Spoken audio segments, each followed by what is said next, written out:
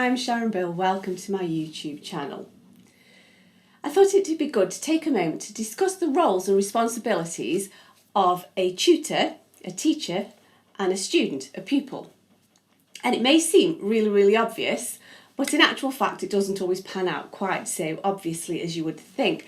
And so really, ideally, a teacher's role is to teach and a student's role is to study. Simple as that. That doesn't mean that that's kind of mutually exclusive, and so of course a teacher must always be learning and a student can often give advice and teach as well, have information that is of value. However, intrinsically the idea is that a teacher teaches and a student studies. However, in practice it's not really always the case, and so I've seen times where I've seen pupils say, not my pupils thankfully, who are talking to me, who would say, my teacher gets really cross if I get it wrong.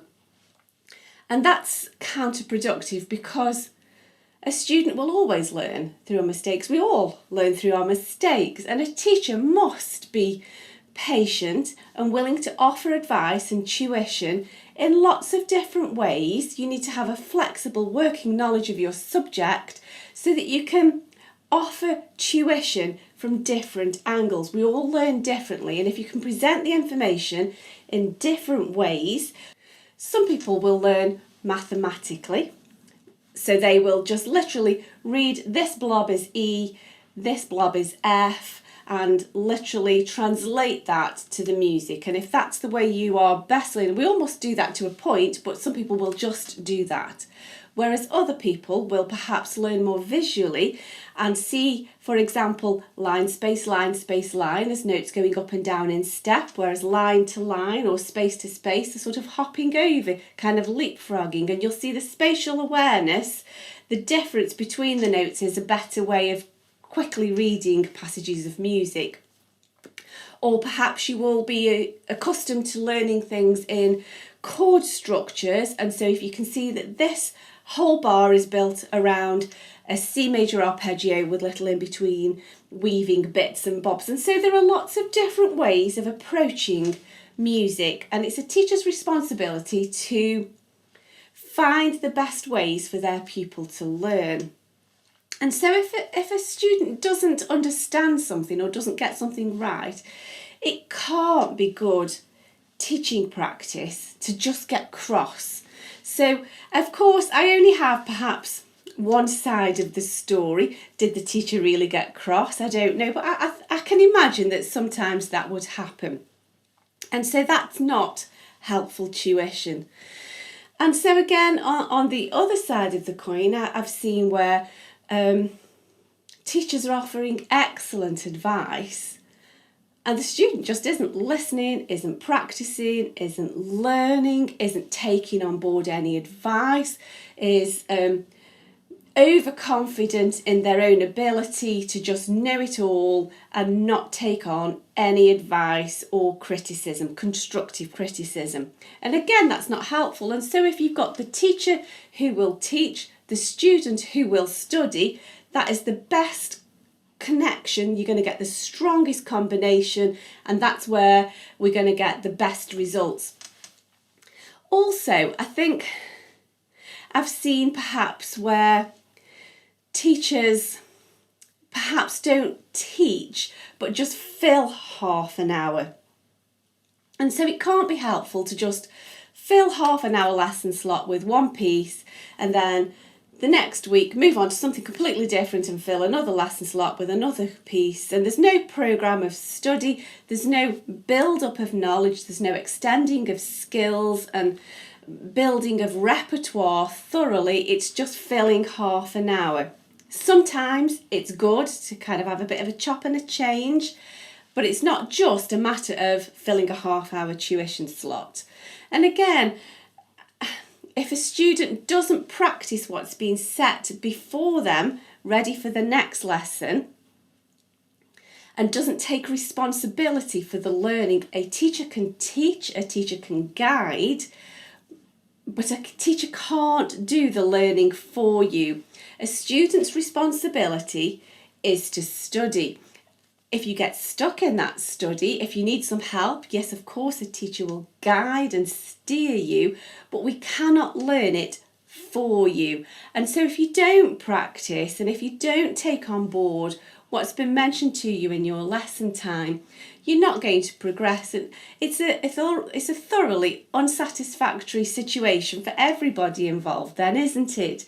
And so I'm really grateful that I've had really good teachers.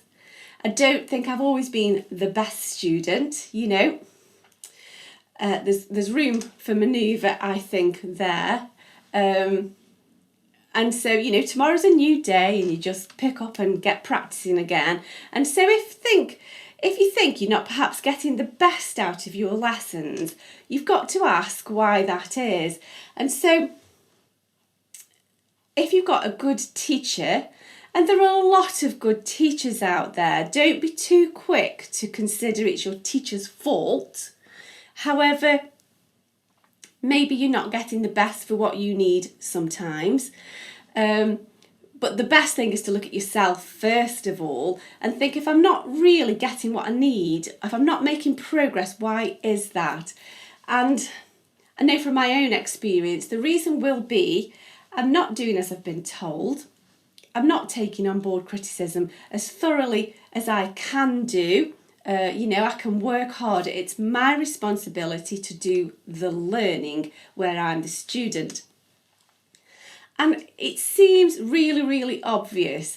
But, you know, thankfully I don't know this from first hand.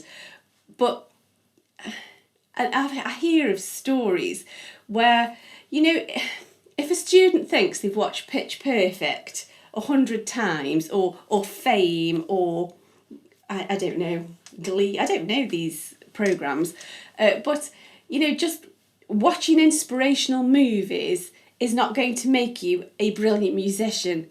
You've got to turn the TV off after you've had your inspiration and your motivation and think, right, now I need to go and do it myself. And, you know, there are all sorts of stories where I've heard, you know, back in the old days, old-fashioned music tutors who literally, you know, if you're getting it wrong, they're smacking your fingers with a ruler as you go. And I do know somebody who was taught by that sort of a teacher. And there's no doubt they are an amazing, amazing musician. And so it definitely instilled the skills that are needed for playing. And I think on that respect, they're really grateful for that tuition. But it seems a bit of a shame if your whole musical education is a trauma and a stress. And so it's finding that balance. You know, we want to have a working relationship. We want to have, you know, good lines of communication. We don't want to be frightened of our teacher for sure.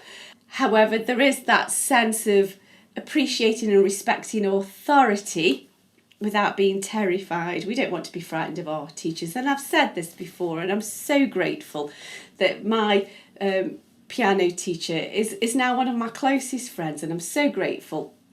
And I've been surrounded by really positive, helpful musicians, and, you know, just the group of friends that I've got now. I'm really grateful that I can bounce ideas off them and get encouragement and motivation. And so, you know, as a teacher, I need to be making sure that I'm keeping myself topped up in knowledge and skills and inspiration and motivation, different ideas, different ways of approaching things. And that's one of the reasons why I've really missed going to choir. And it sounds silly in that it's just a hobby, it's a pastime, but it's an opportunity for me to mix with lots and lots of like-minded people. It keeps me inspired and motivated. And as we are learning the songs for the concert, you know, whatever we're singing, that's my opportunity to learn as well, because the conductor, you know, is a fount of knowledge and wisdom in so many musical areas. And you know, I'm sure he doesn't realise, well, I'm sure perhaps he does, that he's, you know, giving us so much knowledge outside of just singing the blobs in front of us. And so he'll give little bits of background about the composers, and he'll just sort of, little droplets of wisdom will just patter out here and there, and I come away feeling like I've learned something. I've not only enjoyed the music, but I've learned something. I've been with like-minded musicians, and I feel then I've got more to give. And so if a teacher keeps their end of the bargain, keeps their knowledge and their skill set up, there's always something to learn. It's then the student's responsibility to study and take that on board. And hopefully, as has been my experience, great friendships, great relationships can grow. Knowledge is always growing, skills are growing. We are mutually encouraged, and surely that's what music's about. You know, we want to grow, we want to develop, we want to enjoy it, we want to be mutually encouraged. That's the best relationship that a pupil and a teacher can have. Mutual encouragement, exchange of knowledge where is necessary, and a continual journey of growth and enjoyment. See you next time. Bye.